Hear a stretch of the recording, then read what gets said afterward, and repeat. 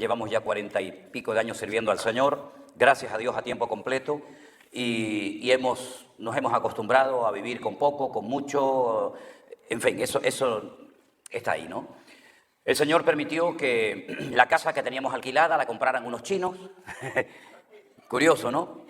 Pero la compraron unos chinos y el dueño nos dijo que nos daba 2 meses para marcharnos porque ya había vendido la casa. Nosotros dijimos, vale, pues estupendo. Cruzábamos la calle, como en la acera de enfrente, está nuestra iglesia. Decidimos en esos 2 meses, 2 meses y un día. Estuvimos trabajando muchísimo, desde la mañana hasta la noche, y acondicionamos unas habitaciones, unos cuartos en la parte de arriba, en la planta de arriba, para hacer una cocina, unos baños, en fin, una vivienda lo suficientemente digna, ¿sí? Estuvimos 4 años y medio viviendo allí. Nos vino la pandemia encima. El día jueves de esa semana, Armando, que está aquí presente, que él es el responsable de subir todo a YouTube y a Facebook y editar los vídeos y todo eso, me dijo, si tenemos que cerrar la iglesia, me enciendes la computadora, lo llaman aquí, me enciendes el ordenador y yo desde casa puedo manejar las cámaras. Y yo le dije, eso fue antes del 15 de marzo del 2020, yo le dije, no creo que sea necesario cerrar la iglesia, eso es un disparate, ¿cómo voy a cerrarle? ¿Estamos locos o qué? Digo, no vamos a cerrar la iglesia. Y más en España, con lo que cuesta ganar un alma, como ahora que tiene gente, ahora la tiene que cerrar. Entonces, la cuestión está en que el sábado llegó la noticia de parte del gobierno de que efectivamente todas las iglesias tenían que cerrarse. Para mí fue un golpe tremendo, tremendo, porque jamás en mi vida me podía imaginar que iba a cerrar la iglesia. Pero como teníamos cultos los jueves y los domingos y además, para gloria de Dios, vivíamos dentro de la iglesia, dijimos, bueno, pues vamos a hacer los cultos igual. Ahora, al día siguiente de la noticia de que teníamos que cerrar la iglesia, yo me puse de rodillas en la habitación que teníamos y le dije al Señor, Señor, dame sabiduría. Llevo 40 años pidiéndole sabiduría al Señor todos los días. Y le dije, Señor, ¿cómo puedo atender a la gente? Porque no pueden venir. Pero gracias al Señor, hoy en día existen redes sociales y métodos para poder alcanzar a la gente en cualquier parte del mundo en tiempo real. Entonces hicimos un grupo de WhatsApp, que aún lo tengo. Y con ese grupo de WhatsApp, desde las 11 de la mañana hasta la 1 del mediodía, estábamos toda la mañana con peticiones bíblicas, oraciones, devocionales, recetas de cocina. Sí, hacíamos de todo. Quiero que todos los hermanos de la iglesia hagan una obra de teatro en familia y la envíen y tenemos que averiguar de qué personaje se trata.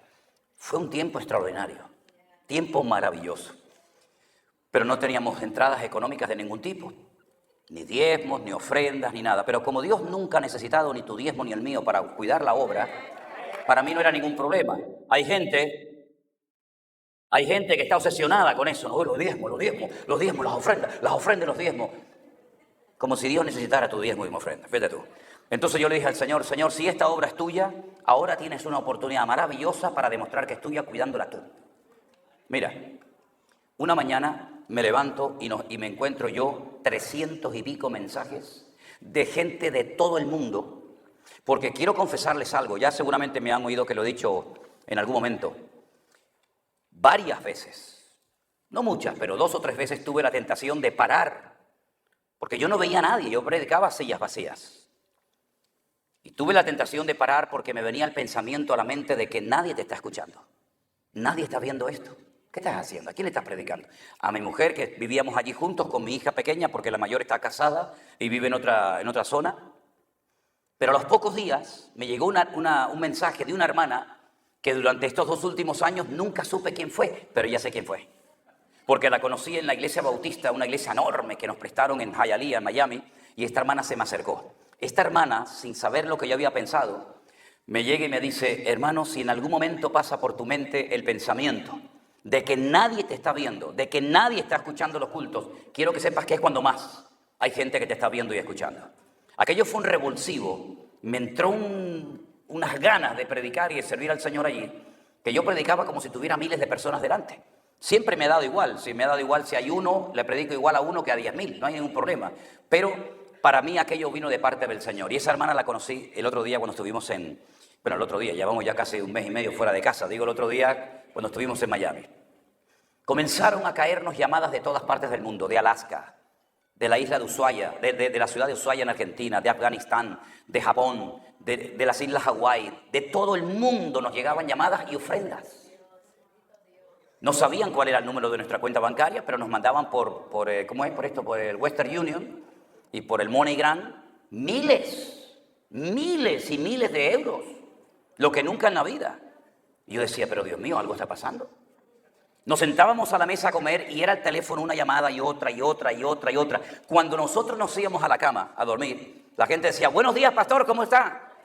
Digo, bueno, hermano, buenos días no, aquí son las 3 de la mañana. Pero para ellos era de día o viceversa. Fue algo impresionante. La cantidad de llamadas, gente que nos decía, porque a todo esto, yo hacía un devocional por WhatsApp y se lo mandaba a los miembros de la iglesia. Pero un día pensé, oye, a lo mejor si hago el devocional de la mañana, me pongo el teléfono delante y lo hago así en abierto, a lo mejor lo verá alguien más. Uy, ¿para qué fue aquello, papá? Aquello fue terrible. Empezaron a llamarnos y a escribirnos de todas partes. La gente me escribía a correo y yo uno por uno iba contestando a este, al otro, a la señora, a este, cual. Pero un día me levanté y digo, si en vez de pasar horas delante de un ordenador contestando preguntas, pongo el teléfono así y hago un programa y digo, ¿cómo lo llamo? ¿Cómo lo llamo? El pastor online, ya está, el pastor online. Si yo lo pongo así y empiezo a contestar, pues así en 2 o 3 días me quito todas las preguntas de encima y ya no me escribe más. No, aquello fue peor todavía, aquello fue terrible. Y venga ya preguntas, y venga preguntas, hasta el día de hoy, ¿no? Miren, hermanos, nosotros no hemos podido olvidar jamás todo lo que el Señor ha estado haciendo. Porque lo bonito de todo esto es que yo no he hecho nada. Nosotros no hemos hecho absolutamente nada. La gente, ¡ay, qué sacrificio! ¿Sacrificio de qué? ¿Qué sacrificio? Sentarme en un despacho a predicar la palabra cuando es el trabajo que Dios me ha dado a mí hasta que me muera. ¿Sacrificio qué? Sacrificio el que Él hizo por nosotros. Yo no hago ningún sacrificio por Él. Él lo ha hecho todo. ¿Te das cuenta? Entonces Dios respaldó la obra. El Señor mantuvo la obra, la sigue manteniendo y resulta de que nos dimos cuenta de que había centenares, miles y miles de personas que nos llamaban católicos, santeros, brujeros, hermanos separados del evangelio, gente que no quería saber nada del Señor, gente que había salido herida, maltratada, apaleada, etcétera, etcétera, de distintos lugares y comenzaron a reconciliarse con el Señor y comenzaron a leer la palabra porque el énfasis fundamental de mi ministerio es lea la palabra, lea la palabra, lea la palabra, lea la palabra. Y ay, hermanos, si más leyera y estudiara el pueblo de Dios la palabra, no habrían sucedido tantas barbaridades que han sucedido. Ni tanta manipulación, ni tanto engaño, ¿verdad? Que parece que los pastores somos como dioses, que todo lo que decimos el pueblo sí guana, amén. No, señor. Los que más tenemos que estar en el punto de mira somos nosotros los pastores, porque ustedes son los que oyen. Pero nosotros somos los que hablamos. Y por cada palabra, por cada enseñanza, por cada estudio que compartamos con el pueblo de Dios, tendremos que rendir cuentas. Entonces me he dado cuenta de que muchas veces, durante años, gente ha estado predicando cosas que no ha analizado por qué yo predico eso. ¿Quién le enseñó a usted a decir eso? ¿Por qué usted ministra así? ¿Por qué usted repite como el loro cosas que dijo este y el otro y el otro? ¿Usted las ha comprobado realmente a la luz de las Escrituras? Comenzamos a dar estudios de escatología bíblica porque me di cuenta de que la gente le tenía miedo, pánico, rechazo a las profecías, al libro del Apocalipsis. Cuando es el libro que más hay que leer en los últimos tiempos. El libro del Apocalipsis, las profecías de los tiempos finales no se escribieron para asustar al pueblo de Dios, sino al contrario, para alentarlo, para instruirlo, fortalecerlo en la fe. Y entonces el Señor nos permitió publicar una serie de materiales como hermenéutica, la ciencia de la correcta interpretación de los textos bíblicos, homilética, saber exponer ese conocimiento, escatología bíblica, un estudio sobre Daniel, Apocalipsis, educación cristiana. Me di cuenta de que hacía falta educar a la gente espiritualmente hablando, cómo reaccionar ante la presión, ante la crítica. Sí, es muy bonito los aplausos, la foto, eso está muy lindo, pero esta no es la realidad de la vida. La realidad de la vida es la traición, la crítica, el juzgarte. Eso también entra dentro del paquete, mijo. Y tenemos que estar preparados para eso, ¿verdad? Porque el aplauso y el reconocimiento te puede echar a perder, pero lo otro te acerca al Señor. Porque se aprende más llorando que riendo. Y hay gente que viene a la iglesia a reírse, pero donde más deberíamos de llorar quebrantados ante la presencia de Dios es en nuestras congregaciones. La iglesia no es un circo para pasarle la mano. El otro día se me acercó un hermano y me dice, hermanos, quiero hacer una pregunta. Digo, bueno, hágame una, que no sea muy difícil, por favor. Y me dice, ¿es correcto, como me enseñaron a mí en mi iglesia, que tengo que pedirle al Señor que me enseñe el arte de predicar sin ofender a nadie? Y le dije, primeramente, eso no es un arte, eso es una desgracia. Si usted predica y no se ofende a nadie, usted no vale para el ministerio. Usted vale para diplomático. Dígale a su país que lo ponga de diplomático en otro país. Pero aquí, el que predica la verdad, o te aman o te quieren crucificar. Es que aquí no hay medias tintas. Aquí es el pan pan y el vino vino, al que le gusta bien y al que no también. Hasta el mismísimo Señor Jesucristo. Un día se le acercaron sus discípulos. No estoy predicando, todavía no he empezado. Esto es una introducción nomás, ¿eh? Se le acercaron los discípulos y le dijeron, Señor, hoy la gente se fue un tanto ofendida contigo porque predicaste duro. Y el Señor podía decir, ay, llámenlos otra vez, dígale que vengan a pagar, que les voy a pedir perdón. El Señor les dijo, si se quieren ir ustedes ahora, ahí está la puerta, ¿eh? Aprovechen antes de que sea demasiado tarde. Pero el que me siga a mí, carga su cruz. Y el que no fiel hasta la muerte no recibe el premio. Es decir, hermanos, no que predicamos para ofender a nadie. La iglesia virtual no viene para competir contra nadie. Yo nunca he competido con nadie. Yo no tengo que competir con nadie. Mi lucha no es contra pastores, denominaciones, iglesias. Para nada. Nuestra lucha es contra principados y potestades, contra los gobernadores de las tinieblas, contra huestes espirituales de maldad en las regiones celestes. Y la palabra ofende. ¿A quién ofende? ¿A quién ofende la palabra? ¿A quién le sienta mal la palabra? Pues le sienta mal la palabra al desobediente, al rebelde, al que no quiere cambiar, al que va por libre, al que se cree que es no sé qué y no es nada. A ese, lógicamente, la palabra le va a ofender. Yo, como oveja, jamás me congregaría en una iglesia donde la predicación nunca me toca el corazón. La predicación tiene que apuntar al tercer botón de la camisa de un hombre, al corazón, directamente. La predicación del evangelio, la exposición de la palabra no es un entretenimiento, no es un juego, no es un pasatiempo. Estamos hablando de almas que se pueden condenar eternamente en el infierno. Y mis queridos hermanos, cuando el Señor Jesucristo predicaba verdades que a muchos le ofendían y les molestaban. Y dice que había momentos que lo querían tirar por un barranco. Y el Padre siempre lo protegió. Y si hoy en día algo necesita la iglesia del Señor, es gente que sea valiente en los púlpitos. Que no tenga miedo a que se vaya la familia tal y cual porque dan muchos diezmos y ofrendas. Como si los diezmos y ofrendas suyos mantuvieran la obra del Señor. La obra tiene 2000 años, mi hermano. El que cuida y sustenta a la iglesia es el Señor Jesucristo, no usted. Bueno, vamos a pasar a la palabra porque yo me acelero y saben que... Cierre sus ojos un momentito, vamos a orar al Señor. Qué privilegio, pastor, honor estar en su iglesia. ¿Cuántas veces hemos hablado por teléfono? Bueno, será el mes que viene. No, pastor, dentro de 6 meses. Bueno, llegó el momento cuando el Señor quiso. Y aquí estamos tan agradecidos. Porque como decía nuestra hermana Cristina, es muy difícil encontrar hoy en día pastores que no tengan problemas con los celos y las envidias. Es muy difícil encontrar pastores que se alegren con la bendición ajena. Y es que su bendición es la mía. Y su desgracia y su problema también es mío. Y yo me alegro mucho de que el Señor haya tocado el corazón de este hombre de Dios, su familia y sus colaboradores para cedernos su congregación, como lo hizo hace unos días el pastor Arenas en California. Y yo creo que si algo está haciendo el Señor hoy en día es romper barreras, estructuras que nos han separado y distanciado durante años y no han servido para nada, sino para impedir que la iglesia crezca. Y esa ha sido la puerta que el diablo ha utilizado para meterse en la iglesia, ya que la iglesia no se metió en el mundo se metió en la iglesia. Pero todo esto de estar los hermanos juntos en armonía es el poder más grande que existe, porque cuando la iglesia se une en torno a la palabra y en torno a la presencia del Señor, no hay hombre ni demonio que pueda destruir esa iglesia y esa obra de Dios. Gracias te damos por todo lo que estamos viendo, Señor. Gracias por todo lo que estamos disfrutando en este tiempo. Gracias, Dios mío, porque se está cumpliendo lo que tu palabra dice, que llegaría el tiempo en la historia de tu amada iglesia que tú enviarías hambre y no de pan, y sed no de agua, sino de oír y recibir la palabra de Dios. Y gracias, Señor, por permitirnos llegar hasta aquí. Gracias por todos los hermanos y hermanas que hemos conocido en este viaje. Y en esta recta final, en estos últimos días, en este país, Señor, te pedimos que tú sigas tratando y ministrando a tu amada iglesia. Y que tú hoy hables a nuestras vidas, porque tú sabes lo que nuestra vida necesita realmente. Ponemos todo en tus benditas manos, en el bendito nombre de Jesús. Amén.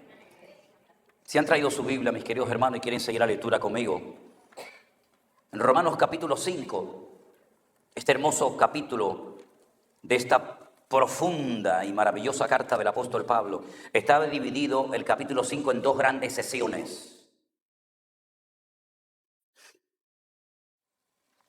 La primera parte del capítulo 5 de Romanos nos habla acerca de los resultados que fluyen de ser justificados por Cristo. Y la segunda parte nos habla acerca de la comparación, de la analogía que existe entre el primer Adán y el segundo Adán, del cual también hablaremos en esta tarde. En el versículo 2 se dice: por tanto, como el pecado entró en el mundo por un hombre, y por el pecado la muerte, así la muerte pasó a todos los hombres por cuanto todos pecaron. Pues antes de la ley había pecado en el mundo, pero donde no hay ley, no se inculpa de pecado. No obstante, reinó la muerte desde Adán hasta Moisés, aún en los que no pecaron a la manera de la transgresión de Adán, el cual es figura del que había de venir. Pero el don no fue como la transgresión, porque si por la transgresión de aquel uno murieron los muchos, abundaron mucho más para los muchos la gracia y el don de Dios por la gracia de un hombre, Jesucristo. Y con el don no sucede como en el caso de aquel uno que pecó, porque ciertamente el juicio vino a causa de un solo pecado para condenación, pero el don vino a causa de muchas transgresiones para justificación. Pues si por la transgresión de un solo reinó la muerte, mucho más reinarán en vida por uno solo, Jesucristo, los que reciben la abundancia de la gracia y el don de la justicia. Así que por la transgresión de uno vino la condenación a todos los hombres. De la misma manera, por la justicia de uno vino a todos los hombres la justificación de vida. Porque así como por la desobediencia de un hombre los muchos fueron constituidos pecadores, así también por la obediencia de uno los muchos serán constituidos justos. Pero la ley se introdujo para que el pecado abundase. Mas cuando el pecado abundó, sobreabundó la gracia, para que así como el pecado reinó para muerte, así también la gracia reine por la justicia para vida eterna, mediante Jesucristo, Señor nuestro. ¿Cuántos dicen amén? Pueden tomar asiento, hermanos. Como bien saben ustedes, la Biblia no es un solo libro. La Biblia es una colección de libros. A lo largo de la historia se hicieron diferentes reuniones y concilios para decidir qué libros se incluían en el canon de las Escrituras y qué libros quedaban totalmente descartados. Y he dicho en varias ocasiones que ha habido sectores que a lo largo de la historia, a nosotros los evangélicos o protestantes, como nos llamaron en la Edad Media, se nos acusó de haberle quitado libros a la Biblia. Porque si usted compara la Biblia Nácar Colunga, que es la versión que habitualmente usan los católicos, y la Reina Valera, que es la que generalmente utiliza el mundo evangélico, usted va a notar una diferencia de 7 libros. En nuestras Biblias aparecen 66 libros, 39 en el Antiguo, 27 en el Nuevo. Sin embargo, en la versión de la Iglesia Católica, la Biblia, que es una muy buena traducción, dicho sea de paso, incluso a veces mejor que la Reina Valera, ellos tienen 72 libros. Y uno pregunta, ¿y por qué la Biblia de ellos tiene más libros que la nuestra? ¿Será que a nosotros no nos interesa que la gente tenga acceso y sepa la información que fluye, que emana de esos libros? No, no es por eso. No es por eso. Fue en el siglo XVI en Italia, en la ciudad de Trento, que se celebró un concilio. Y unilateralmente el Papa de turno decidió meterle 7 libros más a la Biblia. El canon del Antiguo Testamento lo había realizado, lo había escogido el pueblo de Israel a través de sus múltiples rabinos y siervos de Dios. Pero ya digo, en el siglo XVI, en el concilio de Trento, le metieron 7 libros más. El libro de Judith, que es una heroína del pueblo de Israel. El libro de Sabiduría, Tobías, Primera y Segunda de Macabeos. Y así hasta llegar a 7 libros más. Pero todos y cada uno de los libros de la palabra de Dios, que formaron parte del canon real y original de las Sagradas Escrituras, que se mantiene hasta el día de hoy, se escribieron en diferentes estilos literarios. En la Biblia hay parábolas, hay profecías, hay hipérboles, hay metáforas, hay alegorías, incluso hasta una fábula, donde hay árboles que se hablan el uno al otro, ¿verdad? Animales que hablan también. Pero lo interesante de todo esto es que todos esos libros forman parte como de una unidad perfecta, porque la Biblia, al ser la palabra de Dios, refleja la esencia de Dios. La esencia de Dios es ejad, es la unidad. Y aunque ese Dios se manifiesta y actúa de formas diferentes según el momento y el lugar, siempre cada una de las manifestaciones de Dios, sea en forma de Padre, de Hijo o de Espíritu Santo, siempre reflejan la unidad, la esencia de Dios, ¿verdad? Y por eso la palabra de Dios no tiene ni una sola contradicción. Son los indoctos, los ignorantes, los incultos, los que dicen que la Biblia es un libro lleno de contradicciones, y siempre les desafío. Y digo, hagamos un debate en público y decidme dónde están las contradicciones de la Biblia. Y jamás se presenta ninguno. Porque la Biblia no contiene errores. La Biblia no tiene contradicciones. La Biblia se interpreta a sí misma. La Biblia matemáticamente, y digo matemáticamente porque en el Antiguo Testamento las letras en hebreos equivalen a números. Y los números son letras. Matemáticamente la Biblia es perfecta. Ya Isaac Newton, sin tener acceso a la computación, a la informática, ya él sabía, como judío que era, que la Biblia ocultaba una serie de mensajes que a él le eran inaccesibles debido a la falta de tecnología para poder penetrar y navegar en las páginas del texto original. Porque si me permiten el ejemplo, supongamos que fuéramos un día a una playa cualquiera. Si usted se mete en las aguas de ese mar, de ese río, de ese lago, usted se va a mojar. Y usted puede decir cuando le digan, ¿fuiste a la playa? ¿Te mojaste? Sí. ¿Estaba fría? ¿Estaba caliente el agua? No, estaba buena, estaba muy fría, estaba mala. Pero usted no vio absolutamente nada porque usted estuvo en la superficie. Pero si una persona se pone, no sé cómo lo llaman, unas gafas de estas de buceo con un tubo y unas aletas y profundiza un poco más abajo, va a ver mucho más que el que nadó en la superficie. Pero nunca olvidaré la experiencia que tuve cuando un amigo de allí, un vecino en Tenerife, instructor de buceo, insistió en llevarme a hacer el bautismo del mundo submarino y me pusieron todas esas cosas en la espalda y esos plomos y bajé allá abajo. La verdad es que impone, sobre todo la primera vez cuando lo haces, pero es impresionante. Es otro mundo. Ves allá arriba, ves a la gente allá arriba nadando y tú estás allá abajo y ves peces, ves cosas que si no vas preparado y te metes y profundizas, jamás los que nadan en la superficie podrán contemplar y disfrutar. Exactamente igual ocurre con el estudio de la palabra de Dios. Hay gente que está toda la vida en la superficie y son bendecidos y reciben palabra y aprenden, pero no profundizan. Tal vez por vagancia, tal vez por falta de motivación, por el motivo que sea, no profundizan en las páginas de la palabra de Dios. Y nos encontramos que muchas veces hay un mensaje superficial que uno lo interpreta, y no digo que lo haya interpretado mal, pero no le sacas el jugo al resto de lo que oculta ahí. Y voy a ponerles algunos ejemplos, si me permiten. ¿Se acuerdan ustedes cuando, por ejemplo, el pueblo de Israel ya en la época de Josué logró entrar en la tierra prometida? ¿Se acuerdan? 40 años atrás lo habían intentado y fue un fracaso. Y dice la Biblia que fueron castigados año por día. 40 años dando vueltas en el desierto, puesto que durante 40 días estuvisteis reconociendo la tierra de Canaán, y cuando volvisteis, disteis un informe tan negativo, tan terrible, que trajisteis desánimo a todo un país. Durante 40 días la familia de Israel estaban esperando el retorno, no de los espías, porque no es la palabra espías la que aparece en el texto, sino la palabra exploradores. Hombres que fueron enviados a cara descubierta, no se tenían que ocultar, tenían que reconocer la tierra y venir después de un tiempo y decir, bueno, la tierra es así, asado, tiene agua, no tiene agua, es bonita, en fin, lo que sea. Y cuando ellos retornaron, la gente estaba esperándolo con ansia, con verdadera expectativa. Y entonces ellos dijeron, la tierra traga a sus moradores. Nosotros somos muy pequeños de estatura en comparación con esos gigantes. Éramos como pequeñas langostas. Las ciudades están amuralladas hasta el cielo. Y trajeron un informe tan negativo que dice la Escritura que toda la noche estuvieron llorando en las carpas, en las tiendas de campaña. Y al Señor le dolió en el corazón una forma de hablar, que la actitud del pueblo no fue la correcta. Ese día que retornaron los dos exploradores, era el día Teisa Beab. Teisa en Hebreos 9, Ab es un mes. El día 9 del mes Ab, A-V.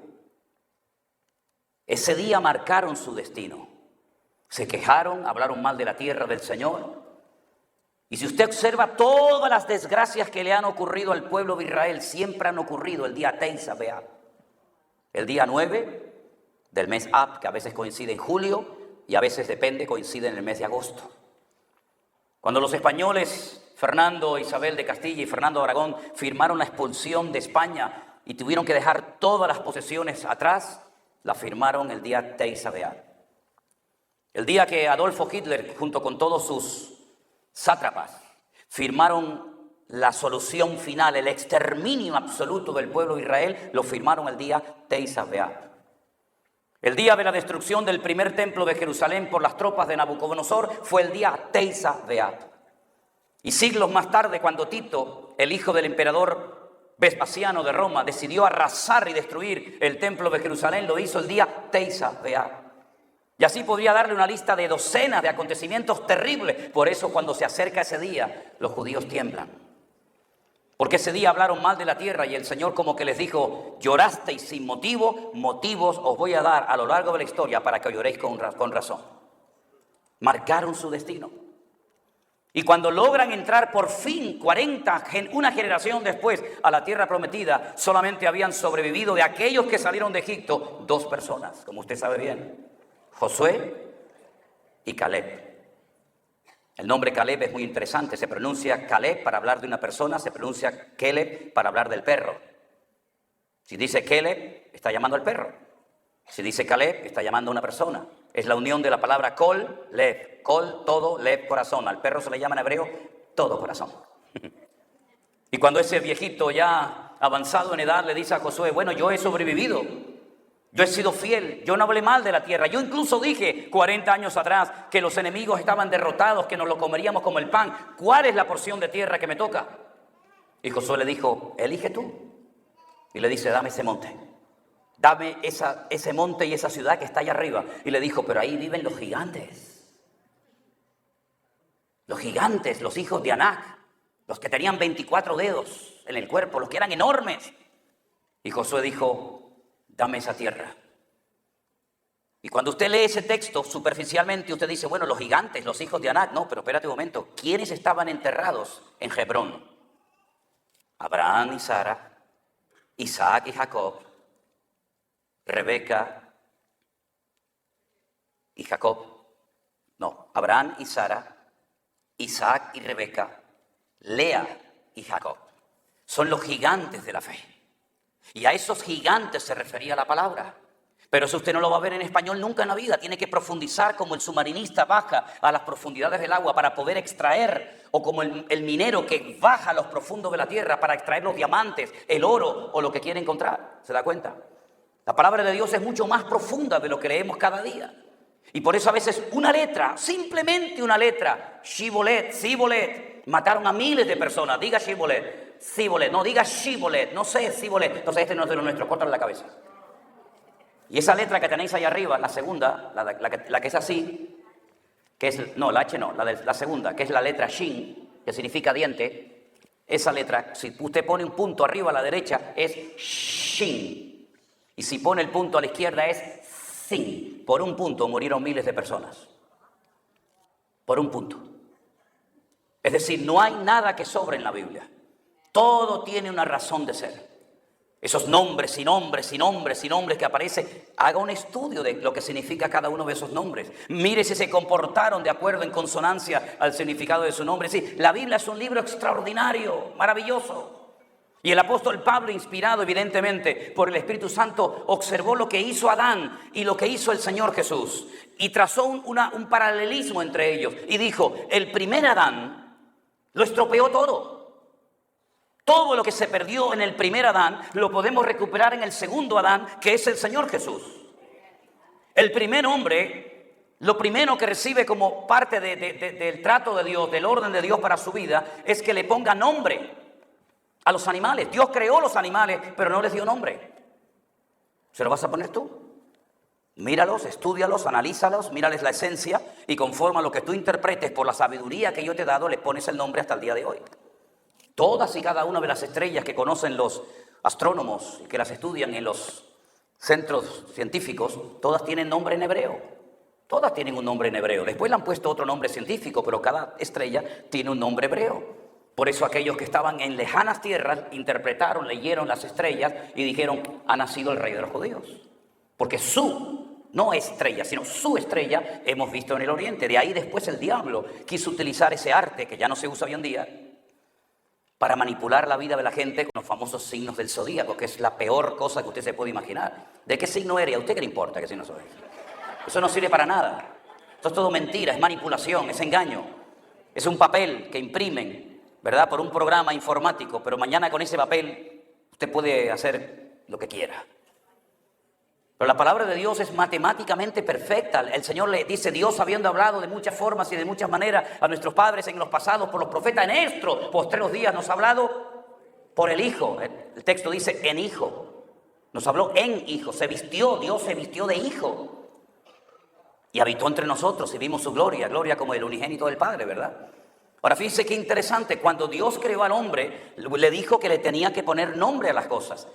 Y le puso nombre a todos los animales, incluso a los que estaban debajo del mar. ¿Y cómo lo hacía?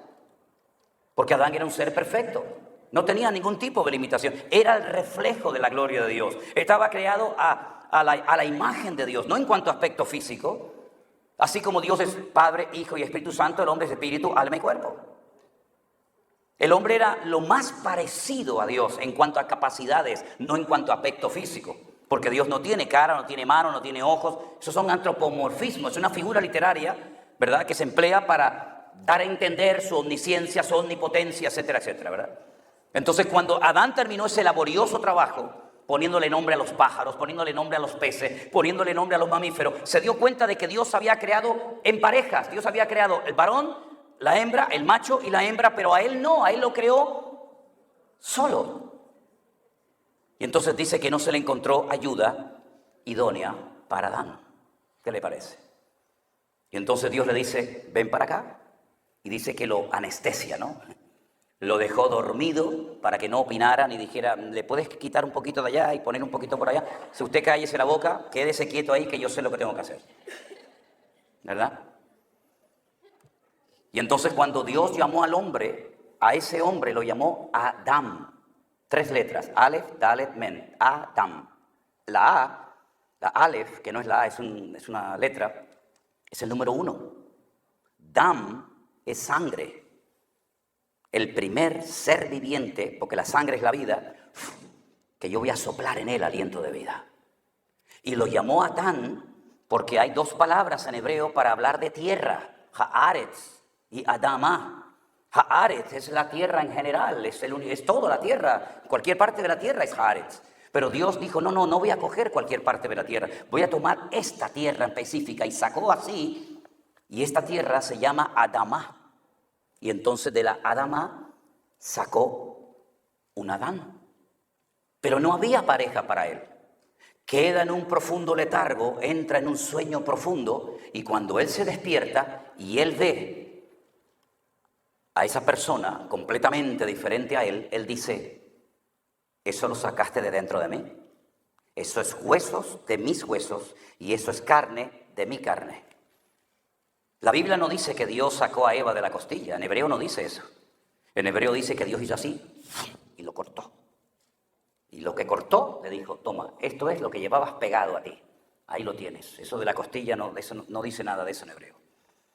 Y entonces, en ese momento había un hombre y una mujer, un varón y una varona. A él se le llamaba Adán, el primer ser viviente con el aliento divino, pero a ella no le puso nombre Dios. No le puso nombre, dijo, varona. Tú eres el varón y ella es la varona. ¿Quién le puso nombre a la mujer? Se lo puso él, y después vais a ver el error terrible que cometió. No sé por qué se ríe. Aún no le he dado la explicación. Cuando Dios le dijo al hombre, tú te llamarás Adán, pero tú eres varón, porque no hay 3 sexos, No hay 3. ¿Usted es varón o es hembra? Eso de que 3, antropomórfico, metafrodita, que yo soy un hombre en el cuerpo de una mujer, eso son cuentos chinos, eso es todo mentira. Eso es todo mentira. Eso es lo que nos quieren enseñar esta gente. Pero eso no es bíblico. ¿Usted es un hombre o es una mujer? Si no le gusta, eso es problema suyo. Pero usted es hombre o es mujer. Y en la palabra hombre, ish, y en la palabra varona, isha, está incluido el nombre de Dios.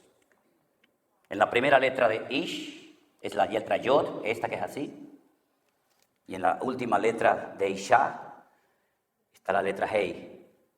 Y usted junta la primera del hombre y la última de la mujer y forma el nombre Yah, que es Dios. Pero si yo quito a Dios del hombre y la mujer, la palabra ahora significa fuego y destrucción.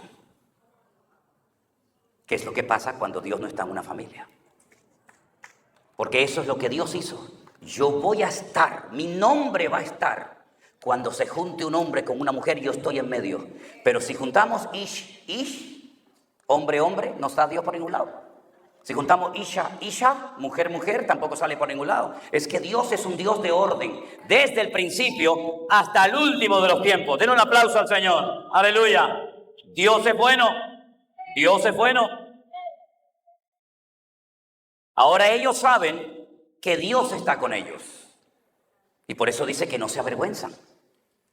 Están desnudos. No solamente significa desnudos en hebreo, desnudos, sino significa sin argumentos. No dice que estamos desnudos ante la palabra de Dios, que es como una espada que penetra hasta partir el tuétano y las ligaduras. Estamos desnudos, no tengo argumentos para pelear contra Dios. ¿Por qué? Porque estoy en armonía. El Señor está conmigo, estamos juntos, y entonces dice la Biblia, ahí lo declaró el Señor en el huerto del Edén, por esto dejará el hombre a su padre y a su madre, y los dos serán una sola carne. Y la palabra que aparece en el texto hebreo es Ejad, lo mismo que yo. ¿Qué es Ejad? Escucha Israel, el Señor nuestro Dios, uno es. Shema Israel, Adonai, Eloheinu, Adonai, Ejad. Si tú te juntas a tu marido y tú te juntas a tu esposa, seréis Basar Ejad, seréis una sola carne. Igual que yo, ustedes también lo harán. Y por eso una de las cosas que más odia el diablo es a las familias. Y más a las familias que llevan el sello, la marca, la presencia de Dios en sus hogares. Por eso hemos visto en los últimos años cantidad de divorcios en las iglesias. Incluso de gente que se para en un púlpito a predicar ¿qué? ¿Qué va a predicar usted, caballero? Si no le funcionó en su matrimonio, ¿va a funcionar en el mío? ¿Quién le da a usted credibilidad? El cartel, el título que le dieron en el seminario, eso no vale para nada. La credencial que me dio el presbítero, eso no vale para nada. El diablo no reconoce títulos ni credenciales de ninguna índole. El diablo lo que ve es si usted está en orden y la presencia de Dios le avala y le respalda. Olvídese, no, es que la chaqueta, la corbata, eso no vale para nada. Aquí tiene usted o no tiene usted el respaldo de Dios.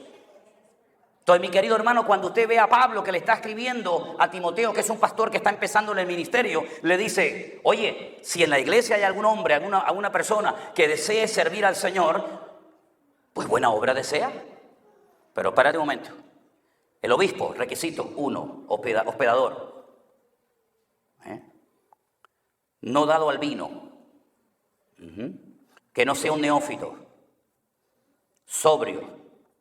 Y le da una lista de 19 requisitos. Y uno que le dice es que tenga a sus hijos en sujeción. En otras palabras, demuestre usted que lo que usted predica le funciona en la casa y después se para aquí a decirle a la iglesia. Pero primeramente aplíquese usted en su casa. Al diácono, hospedador, no dado al mucho vino, marido de una sola mujer, sobrio, prudente, que tenga a sus hijos en su... Porque el que no sabe gobernar su casa, ¿cómo pretende gobernar la iglesia del Señor? ¿Se da cuenta cómo el Señor le da una importancia tremenda a la familia? Hoy en día esto es un relajo. Ahora estoy con esta, ahora estoy con la otra. Oye, el pastor, no, ya no están juntos. ¿Acá no están juntos? No, ahora está con otra hermana. Y la otra mujer, no, ahora está con otro pastor. Pero ¿qué cosa es esta, muchacho? Esto es un relajo, esto es un circo. Y después, ¿qué le vamos a decir al mundo? Pónganse primeramente ustedes en orden para después salir a las calles a decirle a la gente lo que tienen que hacer. ¿Se da cuenta? Entonces, cuando llega el momento, Adán y Eva ya tienen a Dios en su esencia, en su relación como marido y mujer. Perfecto. Pero hay un momento en el que se produce un distanciamiento entre él y ella. Porque el día que Satanás tentó a Eva, a la mujer, ¿dónde estaba el hombre? ¿Cuántas personas han perdido el matrimonio por atender a los demás? ¿Dónde está su marido? No, está viajando en la India. No, está en Pakistán. No, está ganando almas en España. No, se fue a Europa. Sí, pero ¿y la mujer y los hijos? No, estoy atendiendo la obra del Señor. Pues el que cuida la viña ajena y descuida la suya, dice la Biblia que el que descuida de los suyos es peor que un incrédulo y ha negado la fe. Lo dice la palabra de Dios. Ay, amigo, Este hombre predica duro. Ya sabe, está a la puerta. Entonces, escúcheme bien, mire. Llegó Satanás aprovechando el vacío, la ausencia del cabeza. Bueno, las hermanas aplaudieron, pero espera, esto va para ti ahora también. ¿Cuántas mujeres están todo el santo día metidas en la iglesia y olvidaron a su marido inconverso? No, es que es un hijo del diablo, pues no te hubieras casado con él. Ahora es un hijo del diablo. Antes era el amor de tu vida, ahora es el hijo del diablo. El hijo del diablo, pero pones la mano para que te dé el sueldo todos los meses. Pues si es hijo del diablo, no cojas nada. ¿Cuántas mujeres han perdido su matrimonio? No, tengo una reunión de mujeres, tengo una reunión de oración, no tengo un culto en no sé qué sitio, no, soy maestra de escuela dominical, y el marido en la casa allí con un guanajo allí sentado. Y dice, ¿a dónde vas, cariño? No, me tengo que ir a la iglesia porque tenemos culto de oración. Ahora a las 10 de la noche, es una vigilia, hermano, una vigilia. Tú no entiendes porque eres un hijo del diablo. Al final, ¿qué hace el marido? Pues busca afuera lo que no le dan en casa. No es una justificación, pero ¿cuántas veces por atender a los demás pierdes al que está contigo en la cama durmiendo? Eso le pasó a Adán. ¿Dónde estaba Adán? No sé, estaría comiéndose por ahí un melocotón, una mandarina, yo no sé lo que estaba haciendo, pero la cuestión está que Satanás dice, ahora es la mía. Porque él se mueve en el desorden, en el vacío. No dice la Biblia, en el principio estaba la tierra en desorden, en tiniebla, ¿verdad? Ahí es donde el diablo se mueve. Y entonces llega Satanás y tienta a Eva. Oye, Satanás solamente, ¿tú te has dado cuenta de este detalle? Satanás solamente fue en persona a tentar a 2 personas. ¿Sí o no? A Eva y a Jesucristo. Si eres el Hijo de Dios, dile que estas piedras se conviertan en pan. Eso para mí no es ninguna tentación, porque yo no puedo convertir las piedras en pan, pero para Él sí era una tentación, porque Él puede convertir piedras en pan. Ya solamente con la forma como lo tienta, ya está reconociendo el diablo a quien tiene delante. ¿Qué te parece? Así que te salió el tiro por la culata, amigo. Y entonces hace tentar a Eva, la tienta, le cambia, le manipula. No pierda el tiempo. Hay gente que está todo el día viendo al diablo por todos lados. Y yo veo a mi Señor Jesucristo por todas partes. No, es que Dios, lo que pasa es que no quiere que le hagan sombra. Dios no quiere que le hagan la competencia, sino que Él sabe que el día que ustedes coman se te abrirán los ojos y serás como Él. Esa es la gran mentira de los mormones, que le dicen a la gente que ahora son hombres, pero que si se portan bien llegarán a ser dioses. Eso ya viene de la mitología griega, eso es más viejo que la toferina. Entonces, ¿saben lo que pasa? Que Eva le creyó al diablo, le abrió la puerta, le dedicó tiempo, se puso a conversar. Mira, para pecar tienes que tener tiempo libre. Si tú no quieres pecar, si tú no quieres entrar en desánimo, estás siempre activo en las cosas del Señor. Es que yo no tengo tiempo para pecar, ¿por qué? Pues estoy ocupado en las cosas del Señor. Yo no tengo tiempo para el desánimo, ¿por qué? Porque no tengo tiempo para eso.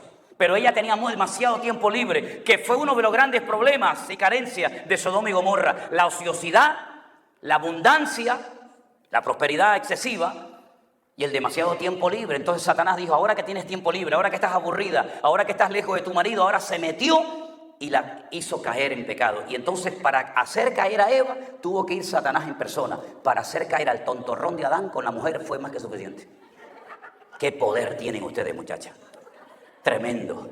Y entonces resulta que te das cuenta de que fue Adán el que le puso el nombre a su mujer. Dios le había dicho, ella es Isha, es varona, y tú eres Adán, que eres un Ish, eres un hombre. Pero ahora resulta de que llega la palabra en el capítulo 3 de Génesis, versículo 20, y dice, y llamó Adán el nombre de su mujer Eva, por cuanto ella era madre de todos los vivientes. Madre de todos los vivientes, y no había tenido ni uno.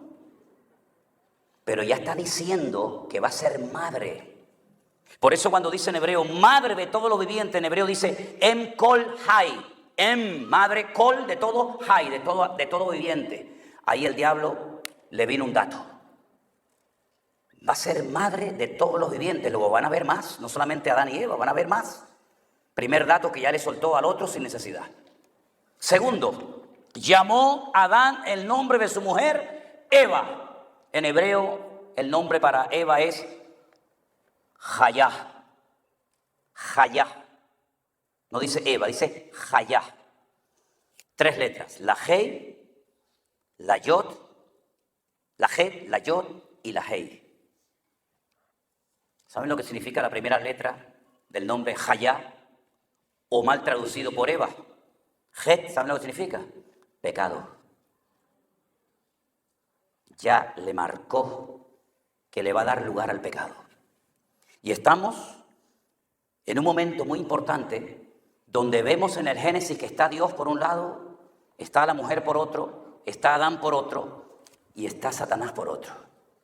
Y ya le ha llegado la información a Satanás de que va a ser madre, pero va a engendrar con pecado a los próximos seres vivientes. Y para colmo de Satanás, que se puso tremendamente nervioso, llega el Señor y le dice a la mujer que pondrá enemistad entre la simiente de Satanás y la simiente de la mujer. La simiente de Satanás, un heredero de Satanás, va a tener la capacidad de herir en el calcañar, en el tobillo, a un descendiente de la mujer. Pero un descendiente de la mujer va a herir en la cabeza a Satanás. Y ahí es la primera profecía mesiánica de toda la Biblia. Satanás, que no lo sabe todo, que más quisiera él. Satanás no lo sabe todo, sabían eso, ¿verdad? Y Satanás no está en todas partes, como algunos creen. Satanás está aquí. No, Satanás, ¿qué más quisiera él? Estar en todas partes. El único omnisciente, el único omnipotente es nuestro Dios. Por eso ahora lo ves aquí, mañana lo ves allá. Le dijo el Señor a Satanás en el capítulo 1 de Job: ¿de dónde vienes? ¿Dónde vienes tú? Dice: de rodear la tierra. Estás en el Edén, estás en el desierto, estás por aquí, estás por allá. No puedes estar en dos sitios al mismo tiempo. Por eso no le atribuye al diablo lo que Dios no le dio. El que está en todas partes es nuestro Señor Jesucristo. Yo estaré con vosotros todos los días hasta el fin del mundo. Se lo dice a un hermano en Europa, se lo dice en Alemania, se lo dice en América. El único que puede estar con nosotros todos los días hasta el fin del mundo es el Señor. Satanás no puede hacer eso.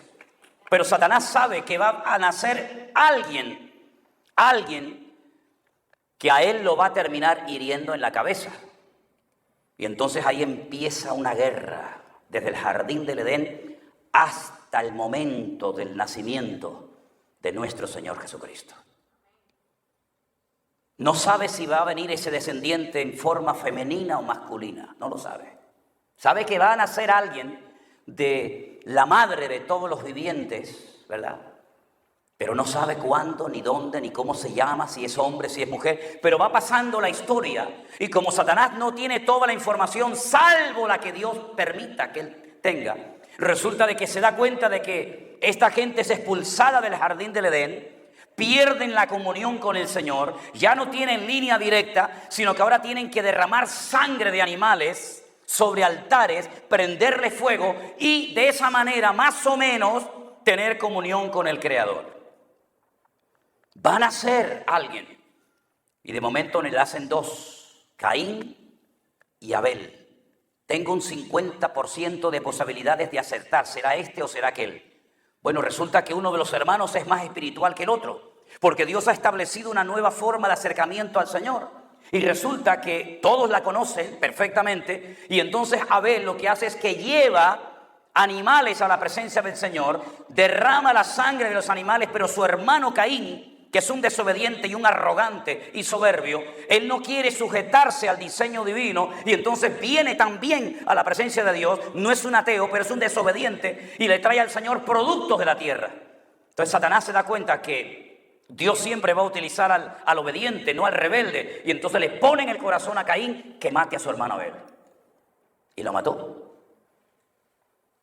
Y es la primera vez en la vida que la tierra se abre para tragar y beber sangre. Entonces llega un momento en el que Dios vuelve a hablar otra vez y le dice a Caín: Caín, ¿dónde está tu hermano Abel? Lo confronta. Y Caín le dice: ¿soy yo acaso guarda de mi hermano? Y Dios le dice: la voz de la sangre de tu hermano Abel ha llegado a mi presencia. Esa sangre emite un sonido. La voz de esa sangre ha llegado a mis oídos y serás errante hasta el día de tu muerte. Y lo echa de su presencia. Y tiene que ser un ser errante, lo más parecido a Satanás, que es un ser errante, sin amigos, sin familia, sin tierra, sin nada, errando por toda la tierra hasta el día de su sepultura. Y entonces Dios sigue el rastro porque Caín no puede ser el elegido por el Señor, porque ya Dios lo ha desechado. Abel tampoco, porque acaba de morir. Satanás sigue buscando el rastro, como esos perros a hueso, ¿verdad? Oliendo, olfateando, oteando el horizonte, diciendo, pero ¿dónde está el que me va a herir? Y resulta que por ahí oye a Dios otra vez que habla, y habla con un hombre que se encuentra en lejanas tierras, y le dice, Abraham. Y ahí Satanás presta la oreja. Y el Señor le dice, sal de tu tierra y de tu parentela a la tierra que yo te mostraré. Ahí le monta guardia Satanás a Abraham. Dice, algo Dios va a hacer con este hombre, porque si no, ¿para qué lo llama? ¿Para qué lo saca de su tierra? ¿Para qué tiene que dejar la casa, la fortuna, todo? ¿Para qué? Y ahí lo sigue y lo persigue. Y Abraham está casado. Y resulta que Satanás pensó por un momento en su torpeza, que por ahí va a venir el descendiente. Y resulta que Dios le promete que va a ser padre de multitudes, pero resulta que su nombre es un nombre maldito, es un nombre que le han puesto los astrólogos de Ur de los Caldeos, porque a los niños cuando nacían los sacaban en las noches estrelladas y los sacerdotes los cogían en brazos y miraban las estrellas y decían, ¿cómo le ponemos a este? ¿Cómo le ponemos a este? Y según ellos interpretaban las estrellas y le pusieron al niño Padre enaltecido, Abraham. Pero Dios cuando lo llama le dice, no, ese nombre te lo pusieron tus antepasados. Yo te voy a poner una letra de mi nombre en tu nombre. Porque no hay ninguna letra, no hay ninguna presencia de mi nombre en tu vida. Entonces Dios le da la letra de su nombre, hey, y le dice, te vas a llamar Abraham, padre de multitudes. Y el valor numérico de su persona se duplica. Porque lo que le da valor a nuestra vida no es lo que tienes, sino lo que eres en Dios.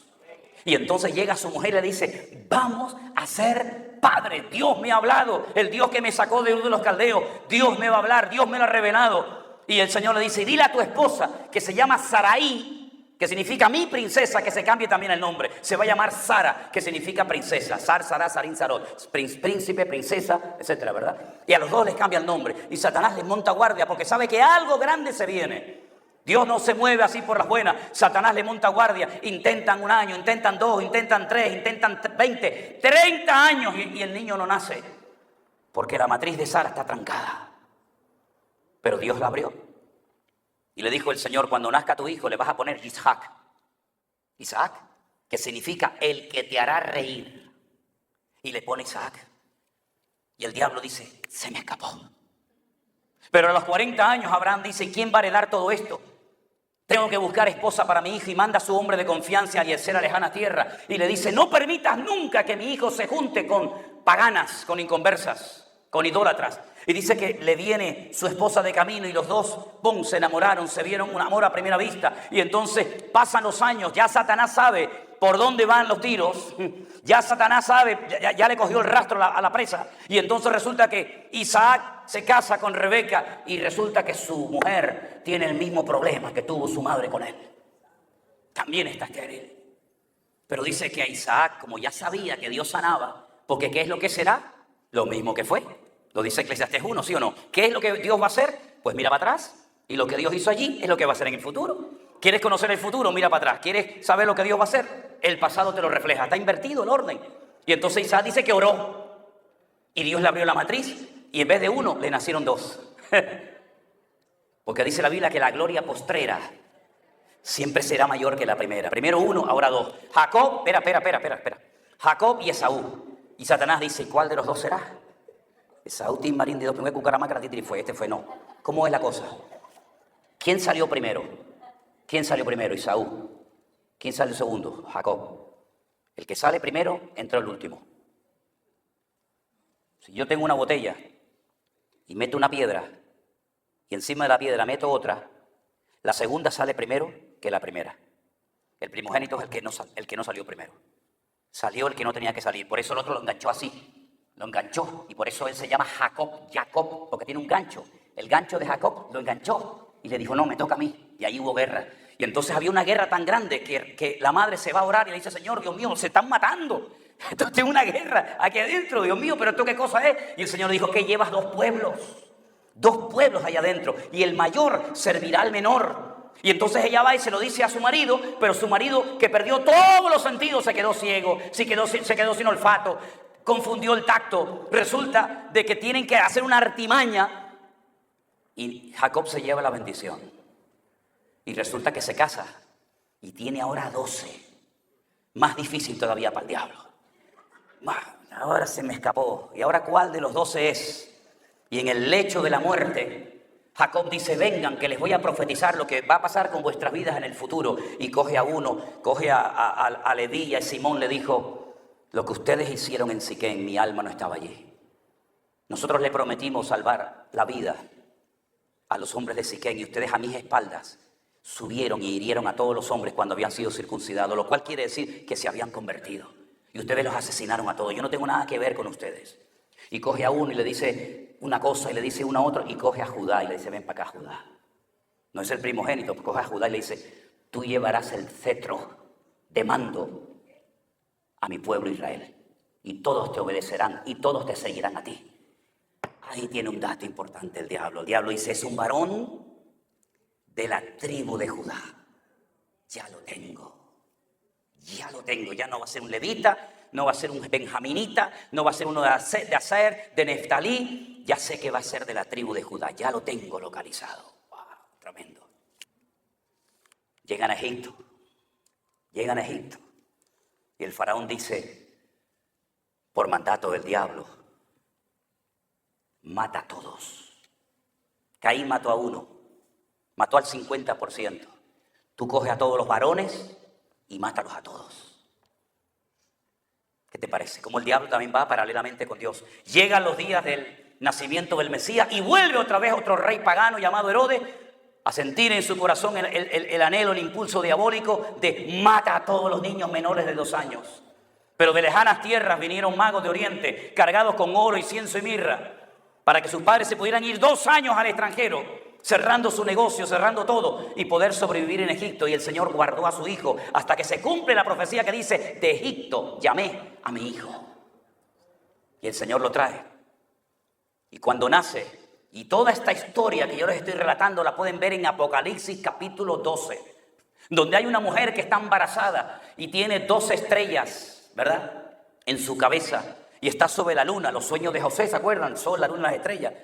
Y dice que está a punto de dar a luz y está el dragón. El dragón está buscando a quien devorar. Dice, porque ella va a dar a luz a uno que va a regir a todas las naciones de la tierra con vara de hierro. Y se refiere al nacimiento milagroso de nuestro Señor Jesucristo. Satanás, por un lado, tratando de obstaculizar la obra de Dios, pero por otro lado nació el Rey de Reyes y Señor de los Señores, porque la obra de Dios nadie la puede detener. Bendito sea Dios, aleluya. Dios nunca pierde ninguna batalla, aunque parezca que perdió. Y por si alguien llegara a pensar en su época, bueno, pero Señor, tú te vas a la gloria, aquí nos quedamos nosotros, ahí están los romanos, allí están los griegos, por allí están enemigos que nos odian. Nosotros no tenemos internet, no tenemos barcos, no tenemos aviones, no tenemos emisoras de radio, no tenemos nada, Señor. Somos la escoria, la basura, los excrementos, como dice el texto griego del mundo. Nadie nos quiere. En un lugar nos pisotean, en otro sitio nos encarcelan, en otro sitio nos crucifican.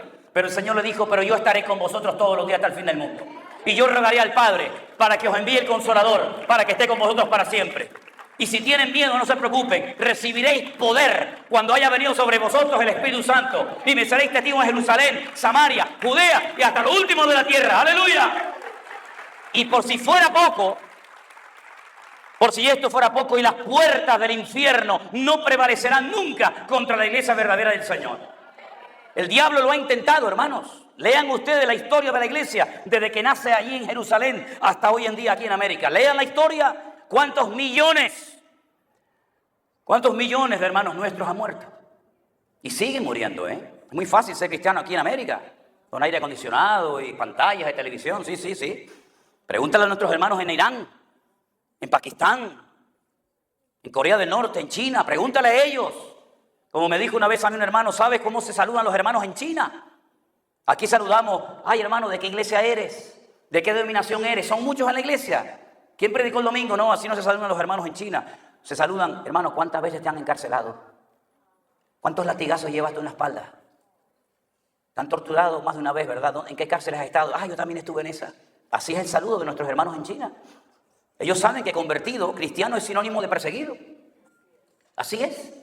Nosotros cuando hace frío venimos a la iglesia o no venimos, o hace calor o no venimos o venimos. Ponemos las condiciones. Cuando no me gusta salto y me voy a la de enfrente y encima te ponen la alfombra roja y te reciben allí cuando de aquí saliste con el ramo entre las patas, ¿verdad? Y cuando aquí te ponen en disciplina, ay, aquí esta iglesia no hay amor, el de enfrente te dice, no, venga para acá, mañana lo hago líder de alabanza. No, mire, mi pastor me puede casar, pero una pregunta. ¿Usted ha ido ya con el juzgado? ¿Usted está casado legalmente? No, pastor, no lo puedo. ¿Por qué? Porque si me caso me quitan la paga. Le quitan la paga si pone su vida en orden. Pues búscase a otro que lo case. Porque yo nunca he visto a justo desamparado ni su descendencia que mendigue pan. Así que si usted quiere servir al Señor, tendrá que ponerse en orden. Y llega el de la esquina y dice, no pasa nada, pastor, venga, hermano, venga para acá. El pastor allí es muy duro. Venga para acá, yo lo caso. Y tú dices, pero ¿casado de qué? Esto es un simulacro, estos no están casados, están viviendo juntos. Porque para viajar por el mundo tiene que tener visa, tiene que tener pasaporte, tiene que tener papeles para demostrar que ese carro es suyo, para demostrar que esa casa es suya. Y resulta que para estar casado, no, Jehová y pastor nadie me faltará. ¿Queremos vivir en orden en lo que nos conviene y en lo que no nos conviene? No. Mire, mi querido hermano, todo lo que Adán perdió por su mala cabeza y por su desobediencia y rebeldía, lo podemos recuperar en Cristo. Porque mire, déjeme que le diga algo. Adán era un ser inmortal. Él no iba a morir nunca. Porque el día que peques, perecerás. Él no sabía lo que era el concepto muerte, met. ¿Qué es muerte? No sé lo que es la muerte. ¿No sabe lo que es la muerte? Ven para acá. Mira quién está tumbado en el suelo. Con un charco de sangre, con la cabeza partida en dos. ¿Sabes quién es ese? Uy, dices, a ver, ¿qué le pasa? No se mueve. Uy, ¿qué le pasa? Eso es lo que yo te dije que te iba a pasar. Eso es muerte. Eso era la muerte. Eso es la muerte. Pero sabes que a ti por dentro te ha pasado lo mismo. Porque no solamente se muere de muerte. No solamente se muere porque me quitan la vida. También se muere cuando tu espíritu se desconecta de la fuente de la vida que es Dios. Y Pablo lo captó y dijo, Él os dio vida. Él os dio vida cuando estabais muertos en vuestros delitos y en vuestros pecados. Porque el pecador huele a muerte, dice la Biblia. Porque el pecador, aunque coma, respira, viaje, se tire por paracaídas y haga lo que quiera, espiritualmente hablando está muerto. Y por eso le dijo el Señor a Nicodemo allí bien tarde a la noche, Nicodemo, tú eres principal entre los judíos y no entiendes el concepto que te acabo de decir. El que no nace de nuevo no puede entrar ni ver el reino de Dios. Es nacer de nuevo. No es que yo soy católico, como si usted es budista, eso no vale para nada. Usted es católico porque los españoles trajeron aquí la religión católica. Si hubieran venido los musulmanes, usted hoy sería musulmán. Sí, déjese de cuento. Vinieron unos señores de allá en las carabelas, la pinta, la niña de Santa María, con las espadas y con la Biblia. Y le dijeron, ¿qué hacemos contigo, Atahualpa Yupanqui? ¿Te vas a convertir? No. Siguiente. ¿Te vas a convertir? No. Siguiente. ¿Te vas a convertir? Sí, vese aquí. Vese, coja ahí agua. Ya tenemos un católico más. Venga, siguiente. Eso fue lo que hicieron los españoles. ¿Me va a decir usted a mí lo que es la historia de mi país? ¿Me lo va a decir a mí? Que se juntó el rey más terrible de la historia, como fue Felipe II, que vivía en el Escorial en Madrid, y se unió con el clero de la Iglesia Católica y dijo, mátenme a todos los que lean la Biblia en España. Córtenme la cabeza, crucifiquen, quemen, hagan lo que quieran, tienen carta blanca. Tienen todo el respaldo de la corona española a todos los protestantes. Váyanse a Inglaterra y armó la Armada Invencible y hizo cientos de barcos para ir a Inglaterra a matar a los protestantes. Hicieron el ridículo, ¿verdad? Vayan a Holanda, vayan a los Países Bajos. Todo eso era de España, Italia, todo California. Medio Estados Unidos era de España, pero ¿a base de qué? A base de una religión corrupta que venía con la espada y encima si te mueres te quito todo y me lo llevo para España. ¿Por qué? Porque estaban allí en la miseria. ¿Por qué? Porque habían expulsado a los judíos, que eran los que manejaban el dinero, la plata. Y entonces los expulsaron a los judíos. ¿Y ahora cómo vivimos los reyes? ¿Cómo vivimos? Bueno, pues vamos a las Américas, nos traemos las cosas y además decimos que hemos evangelizado a un continente. Serán desgraciados estos. Terrible, esa es la historia. Esa es la verdadera historia. Y vaya usted a la Plaza de Colón, en el centro de Madrid, donde hay una bandera gigante de España. Y hay un museo que se llama Museo de los Tormentos de la Santa Inquisición. Y allí están los aparatos, cómo les tiraban el cuerpo y le arrancaban los brazos, las piernas, cómo torturaban a las mujeres, cómo le metían gatos vivos en las vientres a las mujeres. Eso fue lo que hizo esa religión pagana y perversa. Me vienen a mí ahora con el cuento de que no, yo soy católico. Usted es católico porque le forzaron a ser católico, no porque usted eligió esa religión. Cristo no es una religión Cristo no viene a traer una presión sobre su vida. Él viene con amor. Él murió por usted en la cruz del Calvario. Y Él viene para darte vida y vida en abundancia. Bendito sea Dios. Bendito sea el Señor. Aleluya. Cristo no era católico. Cristo no era católico. Cristo nunca fue a misa. Nunca comió la hostia. Nunca comulgó. Nunca hizo Padre Nuestro. Nunca. Ni la señal de la cruz. ¿Se acuerda qué? Y por mi culpa, por mi culpa. Dios te salve María. El Señor nunca hizo eso. Nunca. Jamás. Nunca. Ay, el rosario. Espérate, las bolitas. 10 bolitas. El Padre Nuestro. 4. Jesús no era católico. Sería María. Tampoco. María no era católica, mijo. Y San José tampoco. Y no lo bautizaron de chiquito. No, señor. ¿Por qué? Porque eran judíos. Y los judíos lo que hacen es que le cortan el prepucio al niño a los 8 días. Lo circuncidan. La Iglesia Católica nació en el siglo V después de Cristo. Porque un emperador romano, un tal Constantino, dice que iba a la guerra. Y dice él, yo creo que le fue un reflejo que le dio. Y dice que vio una cruz en el cielo que dijo, por esta cruz vencerás. Y dice, ay, pues entonces perseguir a los cristianos, lo que voy a hacer es convertirme al cristianismo. ¿Y qué fue lo que hizo? En Italia empezó y convirtió todas las iglesias paganas de Roma en iglesias cristianas. Por eso los curas se visten así, como los sacerdotes de Babilonia. Y por eso llevan aquí una cosa así, porque eran los que adoraban al sol. Y por eso la hostia no es triangular, ni la hostia es redonda. ¿Y por qué la hacen así? Porque la levantaban los adoradores del sol y lleva 3 letras, que eran los 3 dioses de las divinidades babilónicas. Pues si es que eso es así. Esto es más claro que agua. Y el gorro de los obispos, ¿cómo es? Como la boca de un pez. Así. El dios Dagón, donde pusieron el arca a los israelitas y que se cayó el dios Dagón delante del... Todo eso tiene una historia y tiene una explicación. Y entonces dijo, ¿esa estatua de quién es? No, esa es la diosa Artemisa o Diana de los Efesios. Vamos a hacer una cosa. Vamos a partir de hoy a llamarla María. Y ahí empezó el culto a María. Le cambió el nombre de Diana de Artemisa y ahora es la Virgen María. ¿Qué te parece? Y su madre, que estaba loca como una cabra, Elena, se fue a Jerusalén. Elena, no, esto es historia. Mire, esto no está bien, yo se lo voy a contar la historia. Se fue a Jerusalén y llegó Santa Elena, fíjate, de un demonio terrible, pero Santa Elena. Llegó Elena y dijo, ¿y por qué hay tanta gente en este edificio? ¿Y esto qué es este edificio tan terrible? Y dice, no, esto lo levantaron los griegos, aquí adoraban a Júpiter, aquí han hecho sacrificios humanos. ¿Así?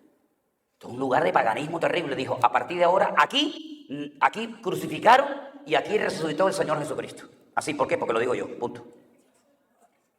Vete a Jerusalén y te vas a dar cuenta que hay miles y miles y miles de personas que encima de una lápida así de mármol se revuelcan ahí y llevan muñecos y camisas y los niños los pasan así. ¿Por qué? Porque hace 1500 y pico de años una señora dijo que allí había sido crucificado el Señor Jesucristo en el monte de la calavera. ¿Y la calavera dónde está? ¿Y el monte? No, pero el monte es un lugar importante, dijo ella. ¿Y la túnica con la que envolvieron a Jesús? Hay que adorar la túnica. ¿Y las sandalias? Uy, las sandalias del maestro, tráiganlas para acá. Y las espinas de la corona, tráiganlas para acá. Y los clavos de la cruz, tráiganlos para acá. Muchachos, y con todas las espinas y clavos y maderas que han sacado, podríamos hacer el arca Noé 30 veces más. Y en España, en la Catedral de Oviedo, hay un cáliz de oro que dice que tiene 3 gotas de leche de la Virgen María. Agárrate. Y nos llaman locos a nosotros. Hermanos queridos, de ahí nos sacó el Señor. Quitó la venda de nuestros ojos. Y ahora Jesucristo, que es el Señor de señores y Rey de reyes, al Señor tu Dios adorarás y a Él solo servirá. Fuerte este aplauso al que vive. Y a su nombre. Y a su nombre. Gloria a Dios. Ese es nuestro Dios, mi hermano. Mire. Déjame 5 minutitos más. 5 minutitos más, que estoy animado. Mira. Cuando yo entendí, cuando a mí se me predicó por primera vez en mi vida el Evangelio, yo no me lo creía. Yo digo, no puede ser, esto no puede ser. Yo decía, esta gente existe, ¿dónde estaban esta gente? Me regalaron una Biblia el primer día que fui a la iglesia. Yo nunca en mi vida fui salesiano, fui marista, toda la vida católica, de colegios de curas buenos, porque mi papá en aquel tiempo quiso gastarse el dinero no sé para qué, en colegios buenos, pero me llevaron a colegios buenos.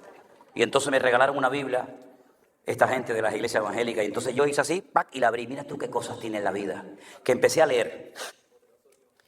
Amén.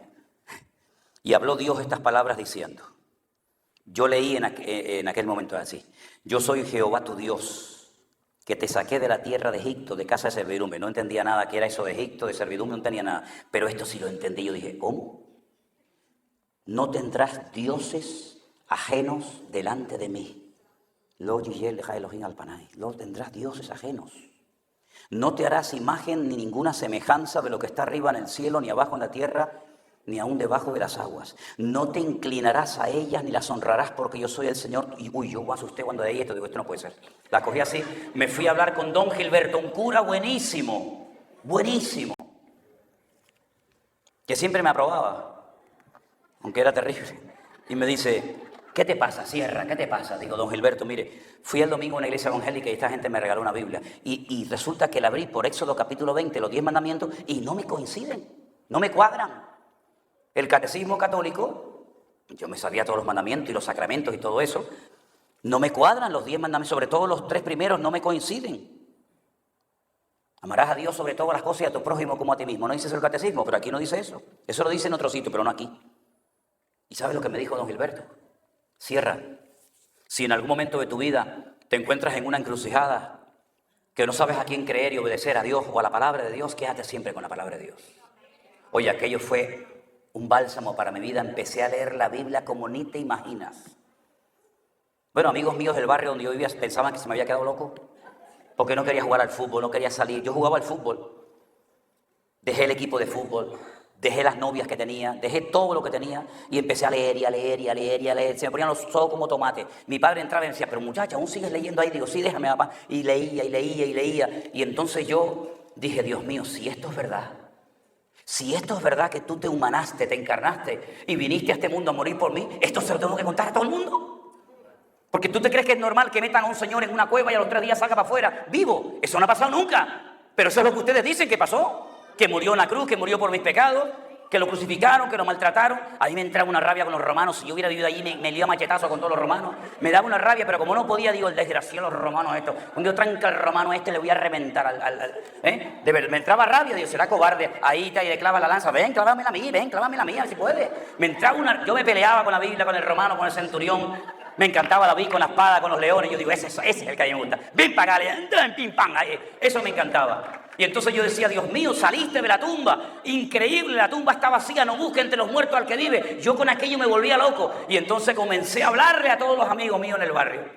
Me subía encima de las bancas en la calle y le hablaba a todo el mundo y decía, Manolo se volvió loco Manolo. Y un día le dije a mi padre, papá, ya sé lo que quiero hacer en la vida. Me lo estuvo preguntando toda la vida. Mi padre quería que yo fuera torero, él fue torero también. Y yo digo, mira, yo torero no voy a ser. Yo torero no. Toreé y eso, pero no, yo torero no voy a ser. Y le dije de broma, yo voy a torear al diablo. Me dijo, oye, ¿esto qué cosa es? ¿Tú estás hablando en serio? Digo, no, perdona, papá. ¿Cómo torear al diablo?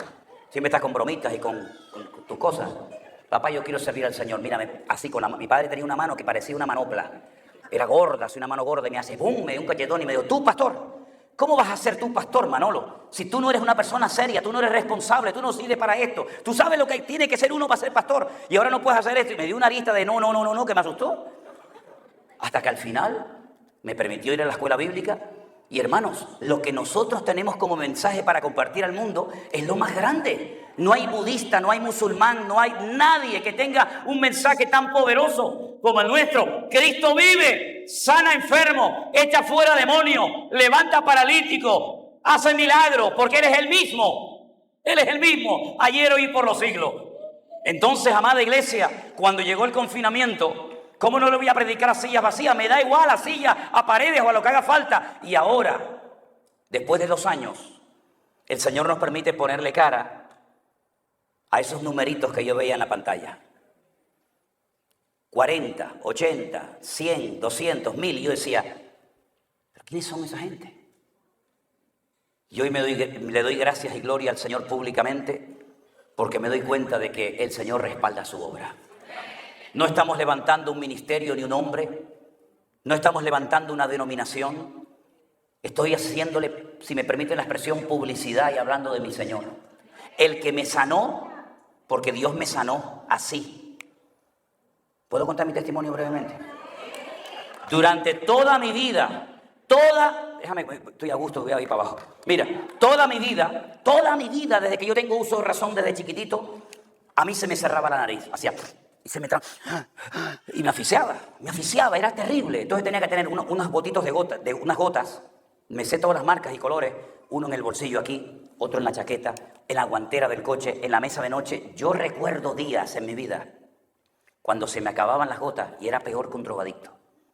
Terrible, terrible. Tenía que salir a buscar la farmacia de guardia. Me acuerdo un 24 de diciembre, son esas fechas señaladas, ¿verdad? Y me volvía loco. No podía vivir sin esas gotas. Tantas gotas consumía que me hacía así. Y hacía, se me caía la sangre. Tenía esto así. Se me iba a perforar, se me estaba ya perforando, se me estaba uniendo esto con esto. Siempre con pañuelos, empapado en sangre. Iba a predicar, la sangre otra vez. Tenía que ir al baño. Ay, Señor, que no me vean la sangre y tal. Iba en el coche, empezaba a sangrar. Toda mi vida estuve así. Peor que un drogadicto. Me ponía muy nervioso. Me trancaba y no podía respirar. Era una cosa terrible. Me decía, no, agua del mar, muchacho, agua del mar. Yo me metí toneladas de agua del mar me metí de todo. Una noche en Buenos Aires. Nos invitaron a predicar un campamento de jóvenes. Había como 2000 jóvenes, era una iglesia unida, y vinieron jóvenes de todo el país, y yo estaba en la habitación en el campo. ¿Hay aquí algún argentino? ¿No? Bueno, gloria a Dios. No, quiero decir gloria a Dios en el buen sentido de la palabra, cuidado. Voy a decir no. Entonces estaba allí y me empecé a poner nervioso. No había farmacias, porque me iba a entrar la asfixiadera esa.